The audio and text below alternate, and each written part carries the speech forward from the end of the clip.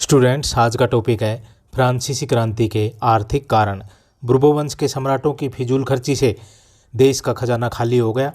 Professor हैजन ने लिखा है कि सरकार आय के अनुसार व्यय करने की बजाय खर्च के अनुसार आय को निश्चित करती थी। राजा की व्यक्तिगत आय और राष्ट्र की आय में कोई अंतर नहीं किया जाता था, जिस कारण राजा को अपने व्यक्तिगत कार्यों में सरकारी कोष से धन खर्च करने का अवसर मिल जाता था।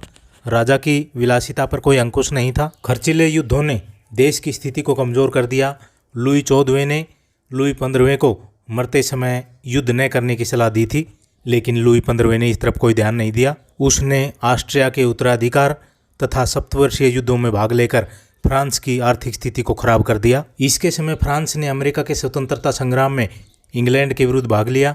यद्यपि फ्रांस ने इंग्लैंड से अपनी शत्रुता का बदला ले लिया, किंतु फ्रांस की आर्थिक स्थिति कमज़ोर हो गई। क्रांति से पूर्व फ्रांस को प्रत्येक वर्ष लगभग $2.5 करोड़ का घाटा हो रहा था, जिसकी पूर्ति भारी ब्याज पर ऋण लेकर की जा रही थी। क्रांति से पूर्व कुल राष्ट्रीय आय का आधा भाग केवल ब्याज चुकाने में खर्च होने लगा। नेक्स्ट है असंतोषजनक कृषि व्यवस्था। फ्रांस की कृषि व्यवस्था दोषपूर्ण थी, प्राचीन थी। यह व्यवस्था सामंतीय नियमों पर आधारित थी। सामंत अथवा जागीरदार अपने इलाकों का मुखिया होता था। उस इलाके के सभी किसान उसके अधीन होते थे। अधिकतर भूमि पर सामंतों का अधिकार था। किसानों को सामंतों तथा सरकार को कई प्रकार के कर देने पड़ते थे। सामंत अपनी भूमि की उपज बढ़ाने का कोई प्रयत्न नहीं करते थे। कृषि करने के ढंग प्राचीन थे। अच्छी खाद व बीज का प्रयोग नहीं किया जाता था। बदल बदल कर फसलें उगाने से परिचित नहीं थे। एक या दो फसलें उगाने के बाद भूमि को खाली छोड़ दिया जाता था। अधिकतर भूमि बेकार पड़ी थी। भूमि छोटे छोटे टुकड़ों में विभाजित थी। किसानों की अवस्था कठोर परिश्रम करने के बाद भी खराब थी। किसान तथा उदार विचारों के लोग कृषि की इस दोषपूर्ण सामंती व्यवस्था को समाप्त करना चाहते थे। नेक्स्ट है व्यापार एवं वाणिज्य का पिछड़ापन। देश के आंतरिक व्यापार पर अनेक प्रकार के प्रतिबंध लगे हुए थे। एक प्रांत से दूसरे प्रांत में व्यापारिक वस्तुएं ले जाने के लिए सीमा शुल्क देने पड़ते थे। नगरों में चुंगी कर लगाए जाते थे। मेलों और मंडियों पर सामंतीय कर लगाए जाते थे। समस्त देश में नाप तोल के साधन भी एक जैसे नहीं थे। फ्रांस के मध्यम वर्गीय व्यापारी और क्वेश्ने तथा तुर्गो जैसे अर्थशास्त्री आंतरिक व्यापार पर सभी प्रतिबंध हटाकर स्वतंत्र व्यापार के पक्ष में थे। वे समस्त देश में एक जैसे नापतोल के साधन प्रचलित करना चाहते थे। नेक्स्ट है उद्योगों की स्थिति। आधुनिक उद्योगों में हजारों श्रमिक एक साथ काम करते थे। ये मजदूर दिन रात कारखाना मालिक के लिए काम करते थे। बदले में इनको नाम मात्र की मजदूरी मिलती थी और न ही किसी प्रकार की सुविधा दी जाती थी। नेक्स्ट है दोषपूर्ण गिल्ड प्रणाली। फ्रांस में नगरों में विभिन्न वस्तुएं तैयार करने के लिए संघ अथवा गिल्ड बने होते थे। प्रत्येक संघ के अपने नियम थे, जिसके अनुसार काम करने के घंटे, तैयार सामान के नमूने और मूल्य निश्चित होते थे। सभी शिल्पकारों और कारीगरों को इन नियमों का पालन करना पड़ता था।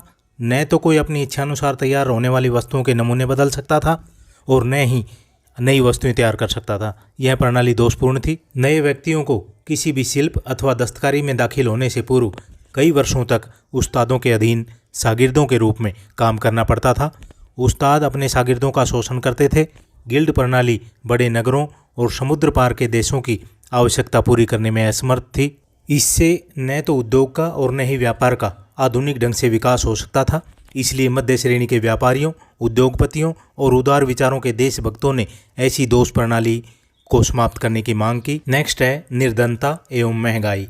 फ्रांसीसी क्रांति का एक मुख्य कारण देश में बढ़ रही निर्धनता और महंगाई थी। उच्च वर्ग के पादरियों और कुलीनों तथा मध्य श्रेणी के साहूकारों और व्यापारियों आदि को छोड़कर फ्रांस के अधिकतर लोगों की स्थिति खराब थी। लोग भूखे मर रहे थे। लोगों को पेट भरने के लिए कड़ा संघर्ष करना पड़ रहा था। फ्रांस में उस समय शीतला अथवा स्मॉलपॉक्स के अतिरिक्त एक उतनी ही विनाशक अन्य रोग फैल रहा था और वह था भूख। अनाज की कीमतें बढ़ जाने के कारण फ्रांस के विभिन्न भागों में कई बार दंगे फसाद हुए। 1775 ईस्वी में गेहूं, आटे और रोटी की कीमतों में वृद्धि के कारण दंगे हुए। फ्रांस में अशांति उत्पन्न हो गई। फ्रांसीसी क्रांति से संबंधित एक बड़ा मामला सस्ते एवं पर्याप्त मात्रा में खाद्य पदार्थ का प्रबंध करना था। नेक्स्ट है 1788 ईस्वी का भीषण अकाल।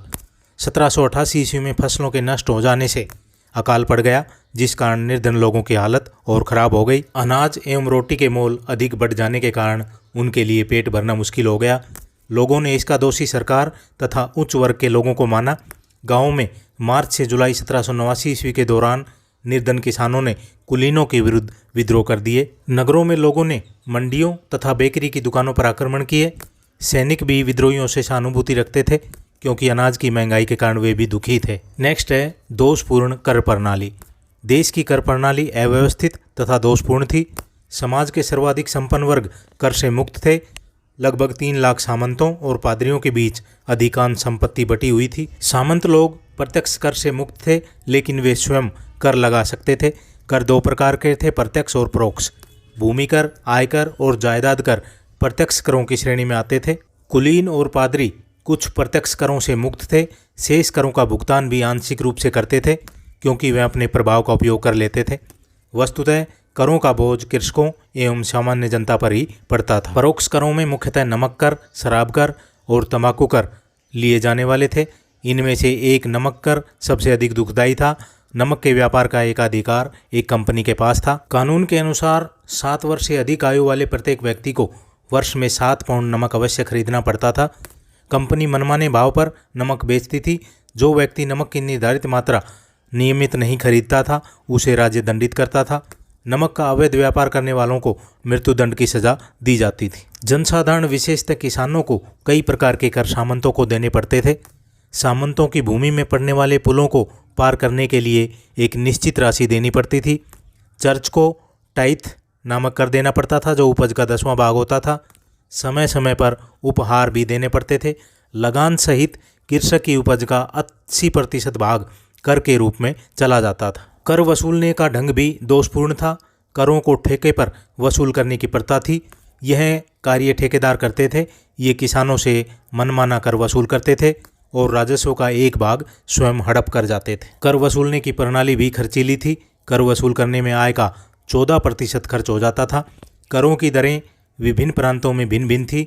कुछ जिले कर से पूर्णतः मुक्त थे जिनका संपूर्ण भार अन्य जिलों के द्वारा वहन किया जाता था। इस प्रकार क्रांति से पूर्व फ्रांस की आर्थिक व्यवस्था खर्चीली, अव्यवस्थित और अन्यायपूर्ण थी। यह कहावत चरितार्थ हो चली थी कि सामंत लड़ता है, पादरी पूजा करता है और सामान्य जन कर देता है। सामान्य लोग करों के दबाव से दबे जा रहे थे। उनकी हालत दिन ब दिन बदतर होती जा रही थी। तो स्टूडेंट्स, ये थे फ्रांसीसी क्रांति के आर्थिक कारण जो BA 6 सेम के लिए उपयोगी हैं। ज़्यादा से ज़्यादा स्टूडेंट्स को शेयर करें। Thank you.